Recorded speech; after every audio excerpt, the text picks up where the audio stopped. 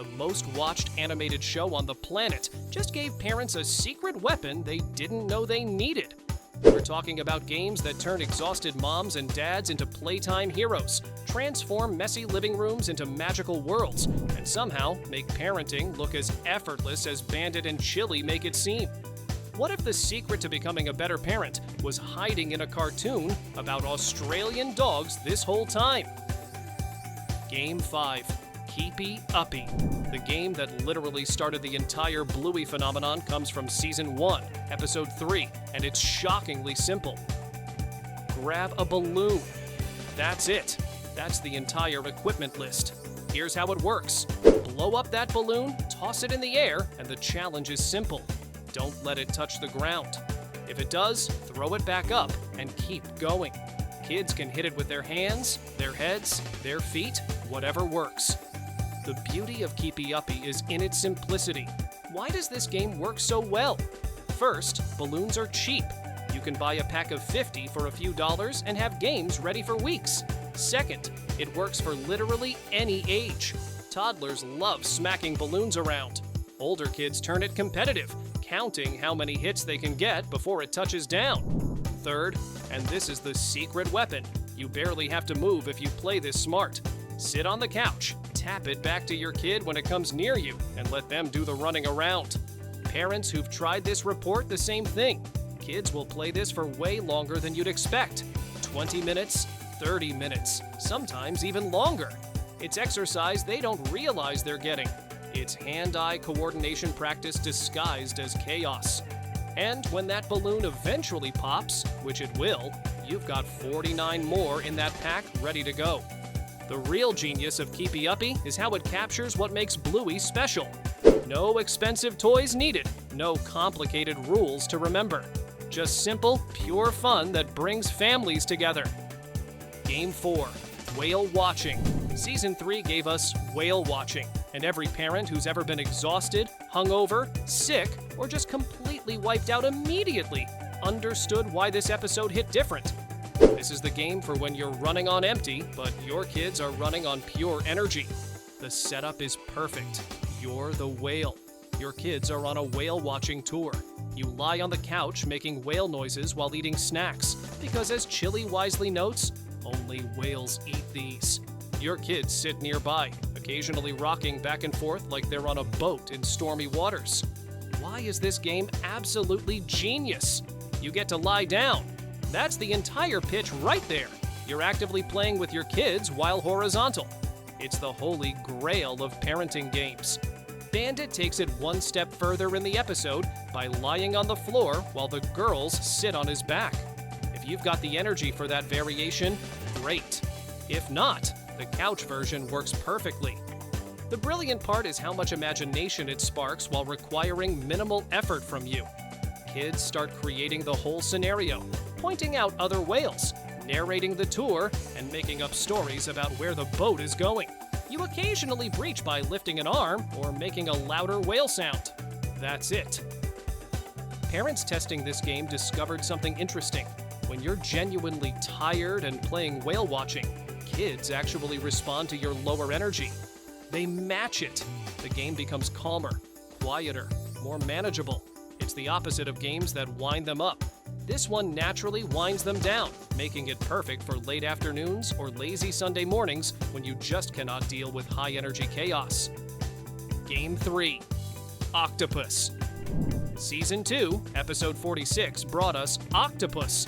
But this game teaches something way more important than just having fun. This is the game that shows you how to say yes to your kid's imagination. The basic version works like this. You're the octopus hiding behind the couch. Your kids are fish trying to steal your treasure. You swing your tentacles, your arms, trying to catch them before they grab whatever treasure you've designated. Simple enough. But here's where it gets interesting. In the episode, Chloe brings this game home to play with her dad. Things don't go smoothly. He wants to play it one way. She wants to play it differently. Every suggestion gets shot down. The game stops being fun. That's when they figure out the secret. Instead of saying no to each other's ideas, they say yes. Yes, and becomes the rule. Suddenly, the game transforms. It's not just octopus anymore. It's whatever their combined imaginations create together. Real parents testing this game shared the same revelation. When you stop trying to control how kids play and just roll with their ideas, everything changes. Your kid says the octopus can fly? Sure, why not? They decide the treasure is actually a magic portal? Okay, let's go with that. They want to add a subplot about a friendly shark? Yes, and that shark is your other arm. The game itself is fun. Kids love the chase, the drama, the victory of stealing treasure from the big, scary octopus. But the lesson it teaches about collaborative play is what makes it truly special. There are still boundaries, obviously. Safety matters, respect matters. But within those boundaries, imagination has no limits. Game 2. Feather Wand. Season 2, Episode 2 introduced us to one of the most creative games in the entire series. Bingo finds a feather, decides it's magic, and points it at objects while shouting, "Heavy!" Suddenly, everything she targets weighs a ton. Bandit struggles to lift his toothbrush. Simple objects become impossible to move. The comedy comes from watching adults wrestle with suddenly heavy items, then having those items fly at their faces when the spell breaks. Why does this game work so brilliantly at home? The magic item can be anything. A feather if you've got one. A stick from the yard. A wooden spoon. A cardboard tube. Kids love having magical power over their parents, and this game delivers that feeling perfectly. The setup requires zero preparation. Hand your kid the wand. They point it at something you're holding or using and cast the heavy spell. Now you have to act like that object weighs 1,000 pounds. The juice box you're holding suddenly needs 2 hands to lift. The book you're reading takes your full strength to turn the page. Your phone becomes so heavy that you can barely hold it up. Kids absolutely lose it watching this. The more dramatic you act, the better. Grunt, strain, struggle, maybe even stumble backwards from the weight. Then, when they remove the spell, the object shoots up suddenly, maybe bonking you gently on the head or flying past your face. More laughter. But here's the genius variation that parents discovered. You can combine this with other activities.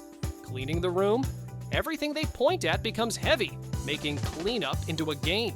Dinner time, their vegetables are so heavy that they can barely lift the fork. Bath time, the soap is incredibly heavy and hard to use. The episode also references magic asparagus, another variation where vegetables turn people into animals. Point the asparagus at someone, shout an animal name, and they have to act like that animal. This version works great at dinner tables, turning mealtime into entertainment while keeping kids at the table longer. Game 1, Shadowlands. Season 1, Episode 5 gave us the single best Bluey game for outdoor play. And here's why it's number 1. This game combines physical activity, strategy, problem solving, and pure imagination into one perfect package. Plus, it's basically free entertainment that'll tire your kids out completely. The rules are beautifully simple. You need a wide open space, a field, a large yard, a park, on a sunny day with clouds moving across the sky. Those clouds cast shadows on the ground. Your kids can only step in those shadows. Any part of their body touching sunlit ground means they're out. What makes this game absolutely genius is how it naturally evolves. It starts simple, kids just standing in shadows. Then they realize shadows move as clouds drift overhead. Suddenly, they're chasing shadows across the field, racing from one patch of darkness to the next. They're jumping, lunging, desperately reaching for the next shadow as their current one disappears. The strategic thinking this game develops is remarkable. Kids start predicting where shadows will appear next. They plan routes from shadow to shadow. They learn to judge distances and timing, all while thinking they're just playing a fun game of tag with the sun. Parents who tested this reported something interesting. This game absolutely exhausts kids in the best possible way. Unlike some activities that kids can do half-heartedly, Shadowlands demands full commitment. They're sprinting, jumping, diving into shadows. 15 minutes of this game equals an hour of regular outdoor play in terms of energy burned. The beauty is in its flexibility. Playing with multiple kids? They can work together, helping each other reach shadows or compete to claim shadows first. Playing with one kid? You can join in, making it a team effort against the sun itself. Or you can be the referee, sitting in the shade while they play, calling out when someone touches sunlight. The only downside? You need the right weather. Overcast days don't work. No shadows means no game. Completely clear skies aren't ideal either. Just one giant shadow everywhere or none at all. But when conditions are perfect, with puffy clouds drifting across blue sky, Shadowlands becomes this incredible outdoor experience that feels like pure childhood magic. Which of these games will you play with your kids? Share your thoughts in the comments section, and don't forget to subscribe to the channel.